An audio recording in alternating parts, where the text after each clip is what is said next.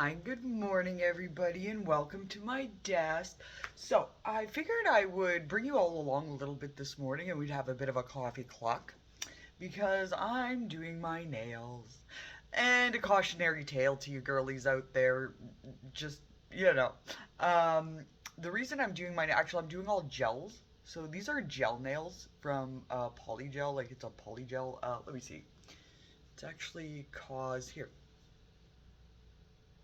So this is what a tube of it looks like, and you can fit that gel into nail forms like this. And then, of course, apply it with this part to the back of the nail. And then, of course, you cure it in the lamp, which I have. I do my nails at home because I really enjoy having that time with myself. And this week, it's more of a necessity than it is a want, believe me. Um, Cautionary tale to you ladies out there. Um, like, I was using a pretty hard chemical actually, and of course I ordered it from Amazon, and this is no fault of anybody's but mine, I'm sure, and I'm willing to admit that. So I ordered this product online. It's supposed to be a gel polish nail remover, like for the polish or the nails themselves. And because previously I had actually had gel polish nail, like on my thumbs, I thought that would be a good route to go so that I wasn't soaking my nails in acetone for 15 to 20 minutes to scrape and peel and pull the other nail polish off. Um, Now, granted, acetone does work fine, and I'm sure most of you nail girlies out there will say that yes, it is a bit more time consuming to have to use an acetone. Um, but yeah, so in any event, I decided that I wanted to speed the process along a little, I guess, and I started using a different remover. And this remover, and now keep in mind, everybody, it's actually a good product. It works pretty quick, but the problem for myself is that it caused a chemical reaction, and I ended up with almost like an allergic reaction underneath my nails. And so, of course, I had to have that cared for, and so I'm okay now. And it's been a few weeks already since it happened, roughly 2 weeks since it's happened. And of course, all the scarring and or well, not scarring, but all the icky that was underneath the nails has cleared up, and everything's looking just fine. And I will show you, actually, I do have a little bit left on one of my nails, which is this one right here. And it's just a little bit of reddening. You can see it underneath the nail there. And yeah, that happened to like basically my right hand, or my left hand, sorry. And like all of my fingers. And it was bad. It was itchy. It was burning. It was like I honestly thought I was having a reaction to the polish. And yeah, so of course, when you have a reaction, you haughtily toddle yourself off down to the professionals and you say to them, hey, like, what's going on? Like, why? And of course, I had a different color polish on at that point, so I wasn't really able to see what was going on with my nails. And then when we removed the polish and everything, and then I seen the reaction, I was like, ooh, that's not good. And it did, it looked bad. And then so soak your hands in baking soda and calamine and stuff like that. So yeah, you of course go through the necessary steps to get your fingernails back to better health. And for the next little while, just to make sure that there's no issues with my nails or whatever, I actually decided to apply some gel nails today. And yeah, so I was safe to do that, and be able to start that. So I figured while I'm going ahead and doing my nails, we could have a bit of a coffee clock here because doing nails is all about color, right? I love color, I do. And I mean, I like switching up my nail colors. I like trying different things and different that.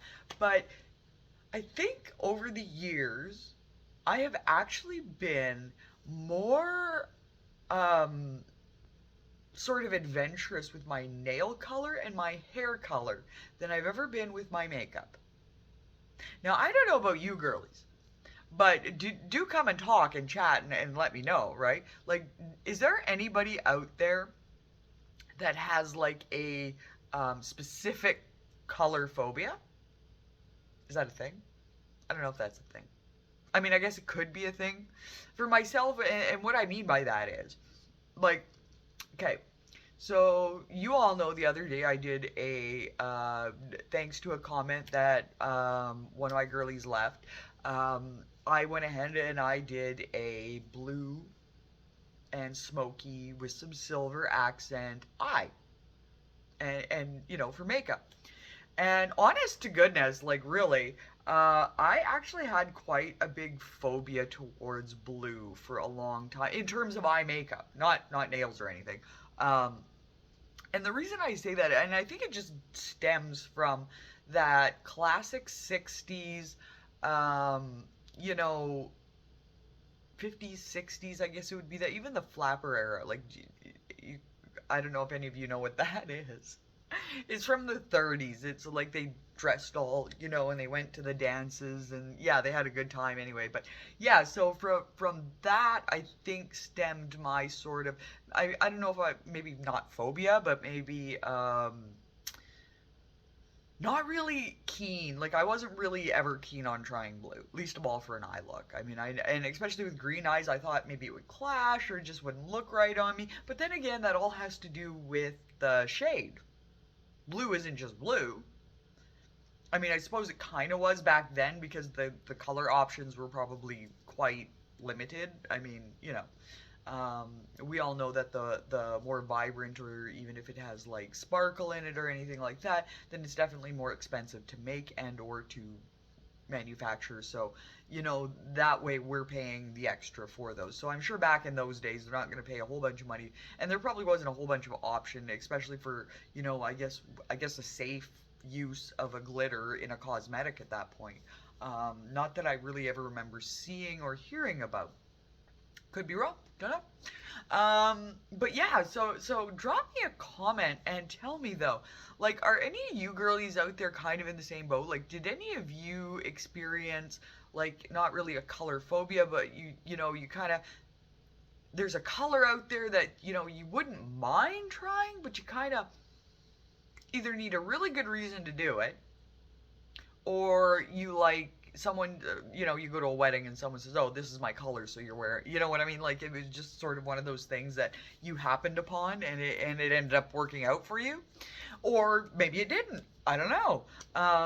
But yeah, let me know in the comments in terms of color phobias or colors you may not have tried or that were outside of your comfort zone. I think we all have colors that are definitely, you know, like our ride and die colors. Let's see.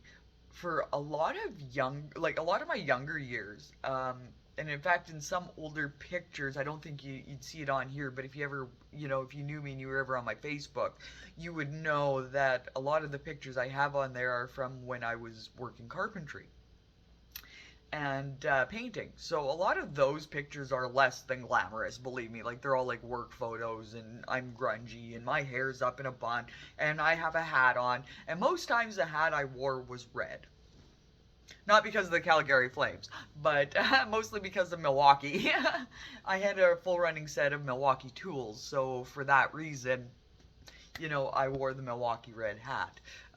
Yeah, so that was sort of red was my signature color in my young life. And now I think, you know, I mix it up a little bit more. I definitely throw in some blues and some purples and, you know, some rosy pinks and stuff like that. So let me know what your signature color was when you were younger. Like, did you have a go-to color that you just thought, you know, like, yeah, that's my color. That's definitely what I want to wear. Or let me know, you know, in the other side of that, like, did you also have like a color phobia? Did you have a specific color that you just were kind of like, ooh, I'd like to try it, but you know, you know, what would it look like? You know, that little voice in the back of ladies, we have that voice, right? And yeah, I have it too, and sometimes it talks and sometimes it doesn't. But yeah, so let me know what you think, and let me know what your color phobias or color thoughts are, and I'm very interested to hear because color is definitely something that's in my whole world lately, you know, especially with trying to do eye looks. So I would definitely be interested, especially from some of the comments, to know what sort of color palettes maybe you even pick for me to try, and that sort of thing. So yeah, drop me a comment and hit subscribe and like. And if you don't know what to say, just say hi or watch. Either way, my algorithm definitely appreciates it. And thank you so much, everybody, for popping by my desk this morning and going through a little bit of this nail journey with me. And I'll be sure to post a reveal later and let you know how all my nails turned out.